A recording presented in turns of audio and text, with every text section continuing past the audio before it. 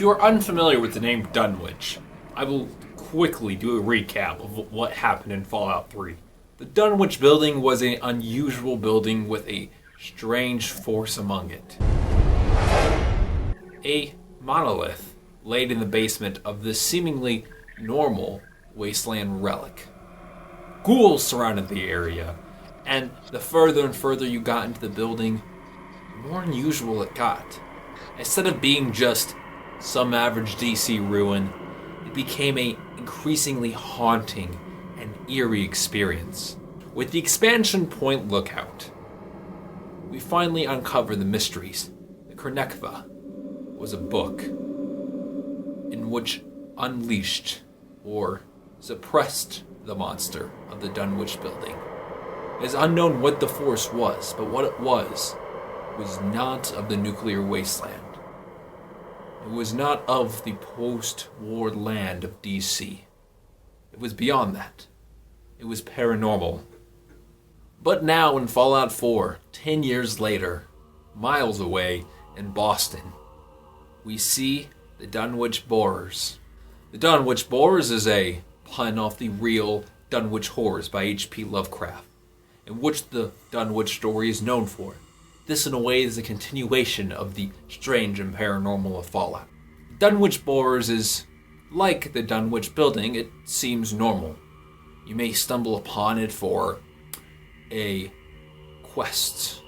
You're told that there are some raiders that are in that area. You're told to take them out. And, like every wasteland wanderer just looking to scavenge by for a few extra caps, you take the quest. But what lies in the bottom of that quarry is something far more than raiders. Now, for those who've traveled the wasteland, ghouls are completely normal. Even in Fallout 4, with the ghouls being terrifying, the horror that is below these quarries are far more greater than that. After fighting through a large group of raiders, you can then go inside the quarries. It is relatively linear, almost following a pathway. On that pathway, there are terminals, talking about the Dunwich Company and talking about management, basic work things. You can tell by these terminal entries, a lack of human life is present in this management. We hear talks of a company picnic and lightly brushing off possible death of a child who walked off onto the quarry, and also lack of funding for safety precautions in the quarry. There's tales of human sacrifice, and we see flashbacks, much like the Dunwich Building. When you, the Wanderer, goes into those caverns, things start hitting you from the pre-war times. You see things that are of the occult. A sacrificial rituals being taken place at the belly of this quarry. And as the flashback fades away, ghouls of the previously mentioned employees of this quarry are there. For 200 years they laid. They attack you without any hesitation. After fighting through them, you find an abyss. Meanwhile, there are rumbles being heard throughout the quarry. You jump down into the abyss, swimming to a submerged tunnel in which there is a ritual table there. The tool for sacrifice is on this table. Krevnith's tooth. And once you leave it, you can go down further. There is a submerged giant face. It is made out of a strange black material.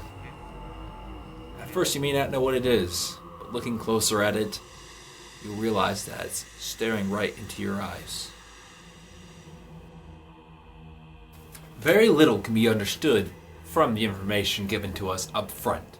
Digging through the terminals, we can somewhat figure out what work was like at the Dunwich Borers. Like I previously stated, it was unsafe, Some holotapes can be found throughout the Dunwich Bores. Two in particular you can find on your linear path going through the quarry. One tape is just from management. Talks about leading some of the workers to Station 4, where the ritual site was at. Being very vague about the information, he further on goes on and speaks about a reward that will be given in due time. It is unclear about what this is, but judging by the ritualistic flashback, we can only assume that the reward comes in some summoning of a creature. Before having the flashback, a holotape from a man named Tim Schutz talks about bringing in equipment and workers, and the men think that they're going to go past Station 4 and work on further in the quarry, mining and gathering rock. And he even mentions that it seems convincing. We know that the heads of the Dunwich Company ultimately had the occult on their mind. And oddly enough, they went into a mine to find and dig out whatever artifact they needed or wanted. It was unknown what it was, and the motives of Dunwich are unknown, but they can only be horrific. Outside the quarry, we can find a small patch of irradiated barrels, traps, and an even chem station with a dead man seeming to shoot himself in the head, laying on his bed. His name was Hugo. An audio tape is near his body. He talks about how the other raiders exiled him and how it wouldn't like it if he killed the other raiders. What was that? Can't they read the signs? I think it's time I go back inside the quarry. It's been too long. No, I can't. The guys would never let me in. I could kill them all. No, that wouldn't be what it would want. It's unknown what he's talking about, and he says it is next to me. Could he be talking about the gun? Or something else?